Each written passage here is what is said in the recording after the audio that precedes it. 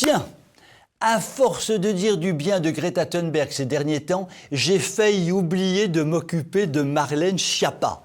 J'espère qu'elle ne sera pas jalouse et qu'elle ne m'en voudra pas trop. Quoi qu'il en soit, je vais de ce pas rattraper le coup. Tandis que nous sommes encore dans le couvre-feu confinatoire, Marlène Schiappa envisage déjà l'avenir. C'est une visionnaire, la Marlène. Elle voit loin. Et ce qu'elle voit dans sa lorgnette, eh bien, ce n'est pas joli et ça ne fait guère envie. Jouant les Nostradamus, Marlène imagine la France de 2023 quand nous serons enfin sortis du Covid-21, du Covid-22 ou du Covid-28600. Quand la vie presque normale reprendra son cours. Et que voit-elle? L'apocalypse, la descente aux enfers, le chaos. Les Français en auront tellement marre du paradis macronien et véranesque que quand la bride sera relâchée, si elle est un jour, nous allons voir ce que nous allons voir. Un cataclysme, nous dit Marlène, rien que ça. Des comas éthyliques, des viols, des violences en tout genre, des débordements permanents ou encore une prolifération des affrontements. Je la cite dans le texte.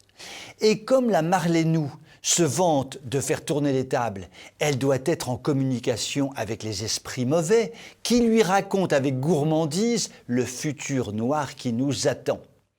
Viol et coma éthylique en série, voilà donc le programme à venir du Français déconfiné. Elle a une sacrément haute opinion de ses compatriotes, notre chère ministresse centresse.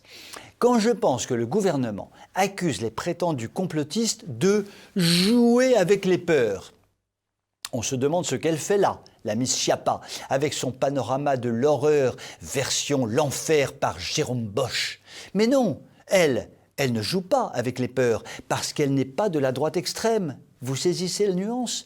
Et puis, elle tient à nous rassurer, la plantureuse Marlène. Le chaos ne va pas s'installer aussi facilement que ça, parce que le gouvernement va anticiper.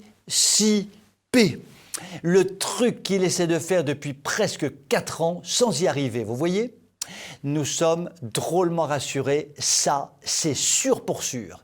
Cela dit, hormis les comas éthyliques, qui se font plutôt discrets et à la maison en ce moment, je ne vois pas trop ce qui changera par rapport à la situation actuelle. Des viols, des violences en tout genre, des débordements permanents, une prolifération des affrontements, ce n'est pas déjà ce que nous vivons actuellement dans la France macroniste de 2021 ? J'ai dû rater un épisode. Sur cette triste constatation, je vous souhaite une très bonne soirée.